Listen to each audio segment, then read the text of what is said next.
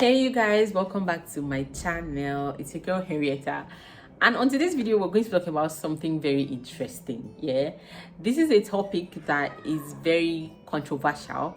This is a topic that I have seen people give their different opinions, and I have seen a lot of people being bashed for being on one side of the line and for being on the other side of the line. And I all of a sudden I just I've never really been interested in having this conversation, but for some weird reason today I'm like, you know what, let's talk about it. And I'm not trying to fight anybody. I'm not trying to bash anybody. I'm not trying to say, oh, this is better or this is better. But what I'm just trying to do is share my honest opinion, share my thoughts from my own personal experience.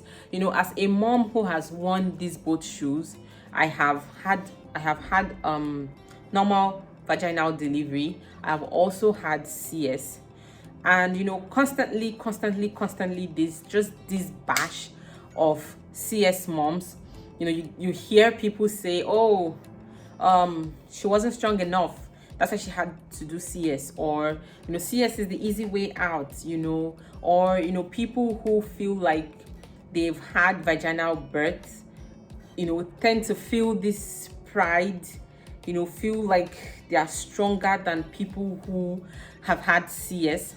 And I feel like if you have not been on one, if you have not experienced one, then it will be unfair for you to categorically say, oh, it's not a big deal, it's so easy.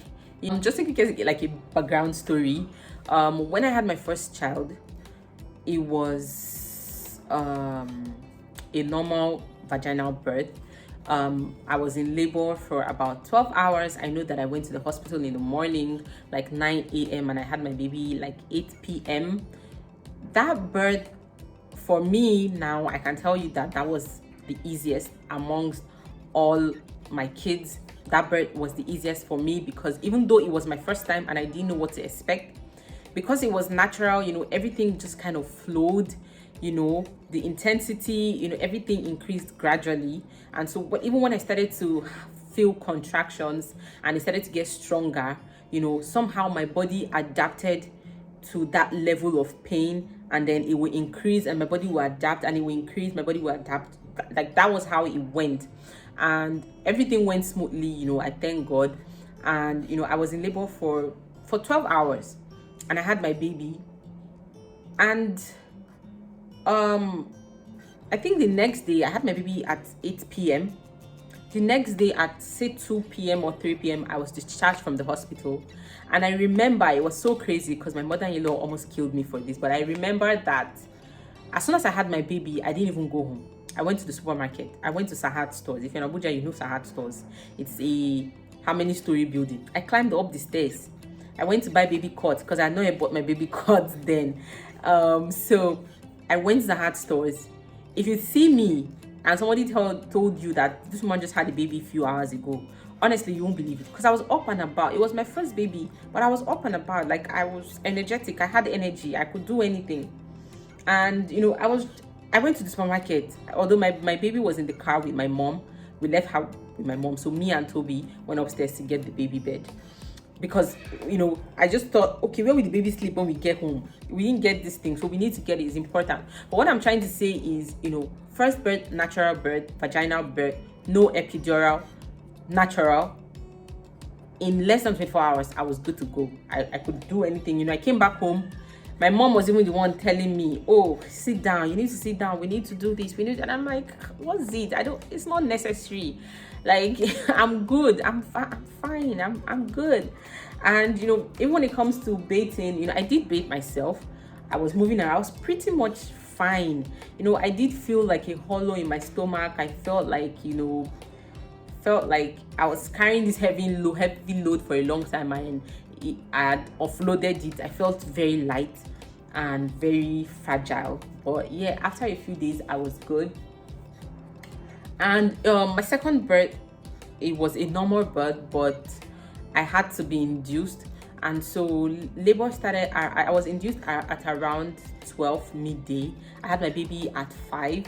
It was 5 hours, 5 short hours of labor, but those 5 hours were very intense. Like, it was the pain was like nothing I've ever felt before.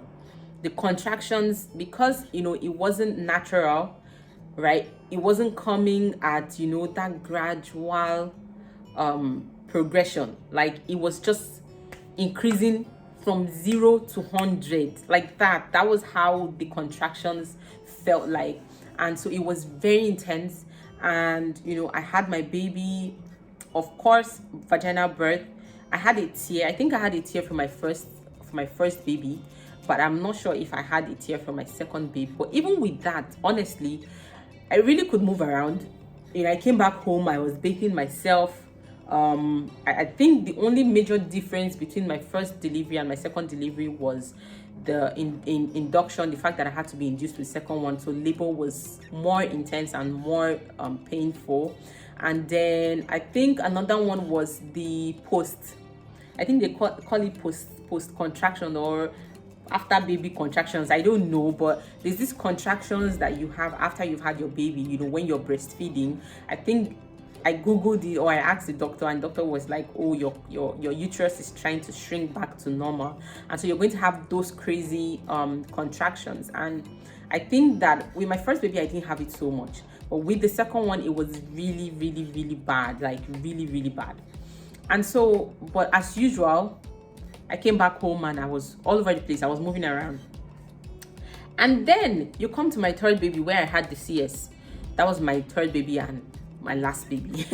So I'd been in labor for over 12 hours. I was in hospital in the morning. I was induced, and I was there till I think like 2 a.m. in the early hours of the morning, stroke midnight. And that was when I started to bleed. I have a video where I talked about my birth story, my labor story, and it was one of the it was the toughest experience in my life, hands down. And I will link that video up if you're interested in listening to my story. You can just watch that, but that's not what I'm trying to say here.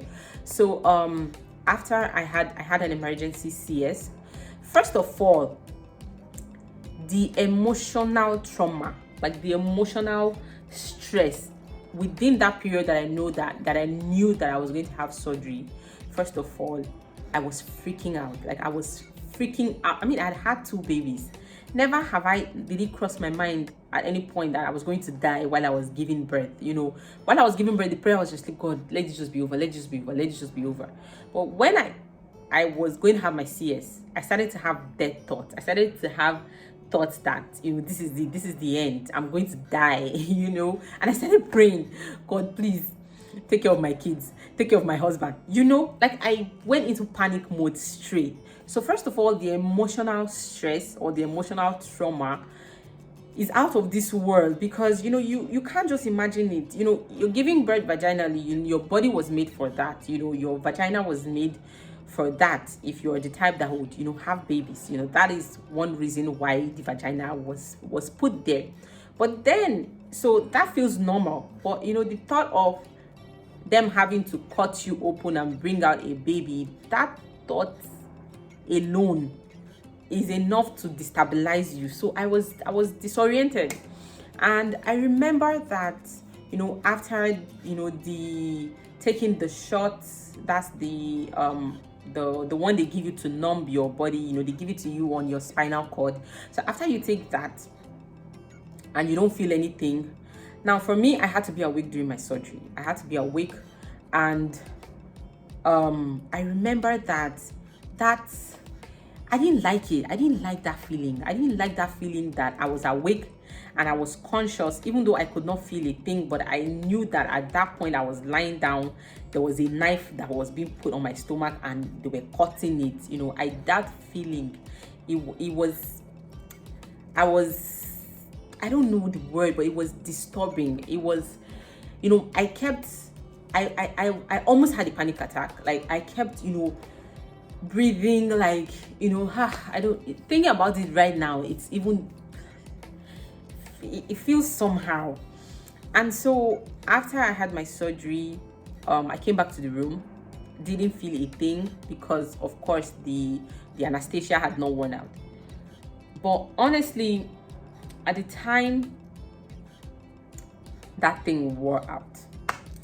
See, I will be honest, I personally have a high threshold for pain. That's the truth. Like, hot water has poured on my hand before and I did not scream. Like, hot water boiling on the fire and I did not scream. I did not even scream. So I do have a high threshold for pain. So honestly, if I tell you that something is painful, take it from me that it is painful. Like, just accept it that this thing is painful. If I tell you that the pain I felt after my CS was the worst pain I've felt in my life, and that was not even it. That was not even the worst part. The worst part was the fact that, you know, you had to move around after you had surgery. So they would make you stand up and walk, you know, a bit just to, you know, I think maybe make blood circulate on your leg or make blood flow back to your leg. I don't know the concept, but they would make you stand up and walk. And so I remember so vividly when the nurse came and said, madam, you have to stand up. I'm like, stand up how? Like, how am I supposed to stand up? She said, you have to stand up. Oh. She was really nice, right? But, you know, she just made me understand that, okay, I needed to stand up. It was important that I stood up. And, you know, she helped me. See, I have never felt that pain. I have never in my entire life felt that kind of pain that I felt standing up after like a few hours after surgery. And, you know, I stood up. My body was shaking. I was vibrating, like sweat.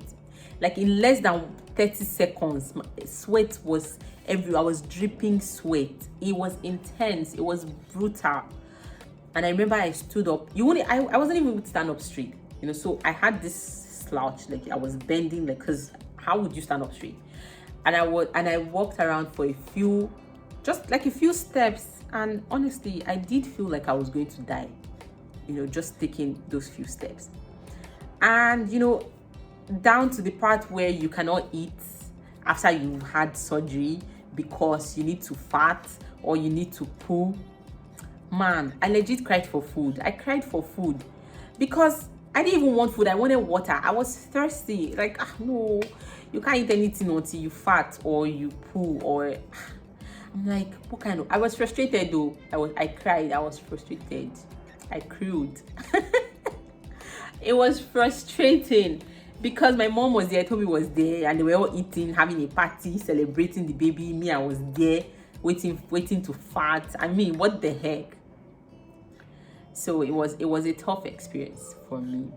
And, you know, getting up and bathing myself, walking around, all of that simple things that I would do, you know, after I had my baby. It's a normal thing. I would bath myself, enter the bedroom, bath myself. I wasn't able to do all that because the pain was intense. You lift your hands, you're in pain. You bend down, you're in pain. You move, you're in pain. Everything was just painful. You cough, you are dead. You laugh. Suicide. So everything was painful. And I got home, you know, I had 2 other kids. They had to be away from me. You know, they didn't stay with me for a while. Even after I got home, they didn't stay with me for a while. They had to stay with my mother-in-law for a while because, you know, I have 2 active toddlers who are busy running up and down. You know, I am nursing a surgery, like post-surgery injury, and, you know, trying to recover. You know, there was the chances of them, you know, bumping into me, hitting me. It was high, you know, of course, because, you know, they're always jumping on me, mommy. So for safety's sake, we had to keep them in my mother-in-law's for like a week after I had my baby. So they didn't see their baby sister till like maybe like a few days. after I had her, and even then they would just come and see the baby and then they will go back. And I'm glad I had such support, because you know I can imagine how it would have been if it was just me, you know, barely able to take care of myself and, you know, nursing two other toddlers. And so the emotional stress that I experienced after my CS, you know, I really cannot explain. I don't think in my life I have ever felt such, I've ever been down emotionally as I was, you know, after having my CS, because I felt so useless. I felt so inadequate. I felt so, you know, I couldn't do anything for myself. I felt so incapable, and you know, even everything was painful. Nursing my child was painful. I could barely hold her, you know, I could only hold her for a few hours. Picking her up was painful. Everything was painful. And you know, I remember that I had a lot of meltdowns. I had a lot of moments where, you know, I would just break down and I would cry my eyes out, because you know, I just didn't know. I wasn't excited. I wasn't happy. I didn't feel good. It didn't feel good. Nothing felt good. And so it was just a lot. It was a lot of trauma.